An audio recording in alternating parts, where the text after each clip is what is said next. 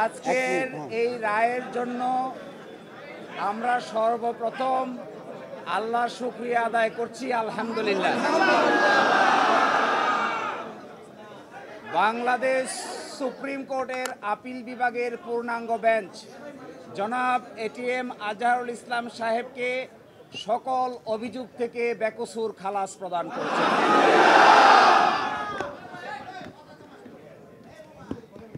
আজকে থেকে, এখন থেকে জামাত ইসলামীর সাবেক ভারপ্রাপ্ত সেক্রেটারি জেনারেল জনাব ATM Azharul Islam is an innocent man.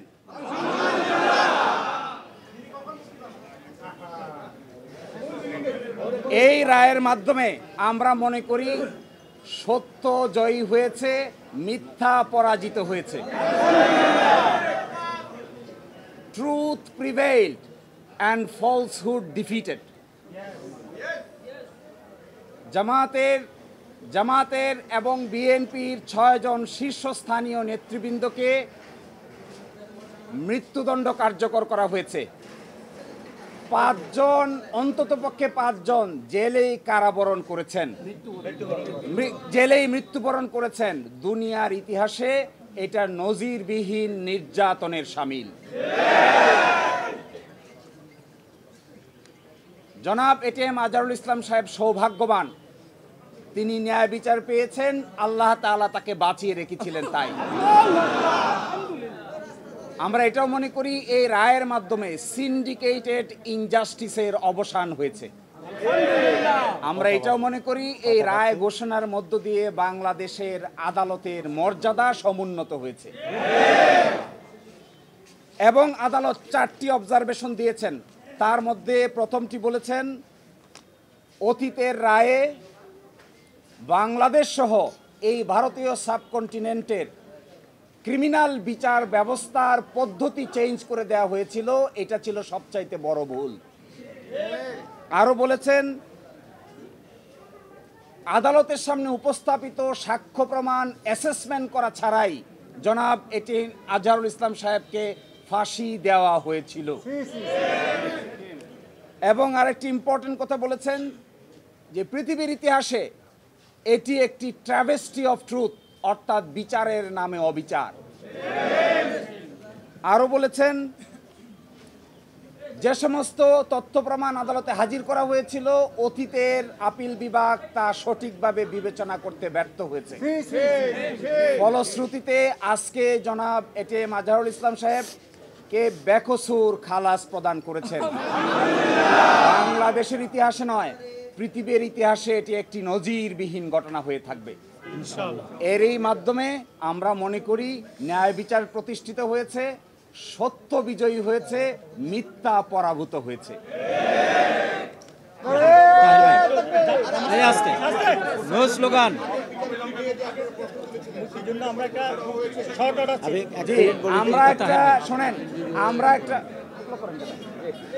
আমরা একটা শর্ট অর্ডার চেয়েছি, অ্যাডভান্স অর্ডার চেয়েছি।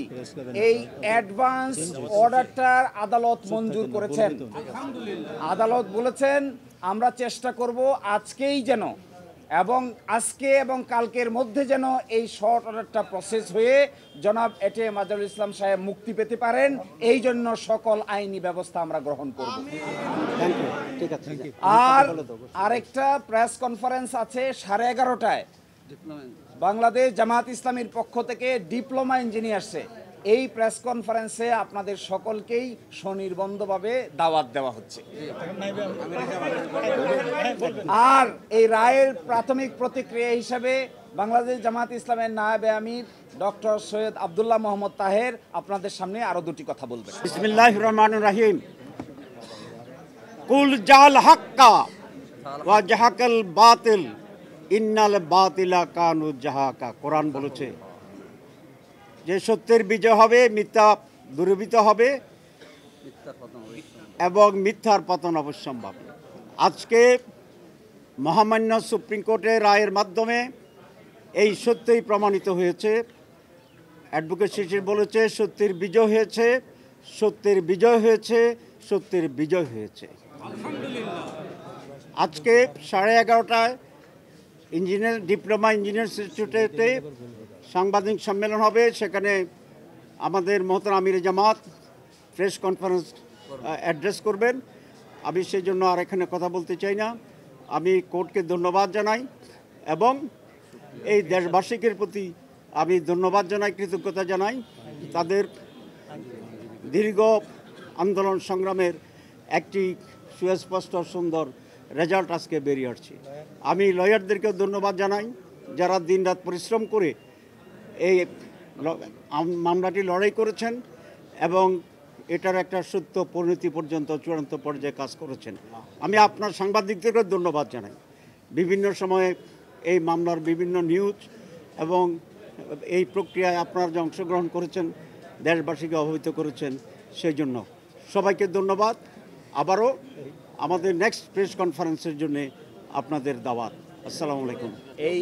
এই রায়ের মাধ্যমে যে অভিযোগগুলো আনা হয়েছিল, সাক্ষীরা আদালতে এসে বলেছেন কেউ 3 কিলোমিটার দূর থেকে দেখেছেন, কেউ 6 কিলোমিটার দূর থেকে দেখেছেন। একজন সাক্ষীকে জিজ্ঞেস করা হয়েছিল যে আপনার সন্তানের নাম কি, সে তার ছেলের নাম বলতে পারে না, মেয়ের নাম বলতে পারে না, ওয়াইফের নাম বলতে পারে না, কিন্তু সে ঠিকই এটিএম আজহারুল ইসলামের নাম বলতে পারে। এই রায়ের মাধ্যমে এই আগের রায়ের যে সমস্ত ফাইন্ডিং ছিল, এই মিথ্যা সাক্ষ্যের উপর ভিত্তি করে যে সমস্ত সাজা দেওয়া হয়েছিল, সবই আজকে অসত্য প্রমাণিত হলো এবং তাকে বেকসুর খালাস প্রদান করা হলো। আপনাদের নেক্সট ওই কনফারেন্সে, আমাদের পরবর্তী প্রেস কনফারেন্সে আমিরে জামাত বিস্তারিতভাবে আপনাদেরকে ব্রিফ করবেন। আমরা এখানে এটা শেষ করে দিচ্ছি। জি, আসসালামু আলাইকুম। একটা কথা বলে দিই, আমরা মনে করি এটাও আজকে এই সুযোগে এই কথা বলে দিতে চাই, আমরা মনে করি এই রায়, পূর্ণাঙ্গ রায় বের হয়ে যাওয়ার পর অতীতের রায় সম্পর্কে এই রায়ে অনেক অবজারভেশন থাকবে।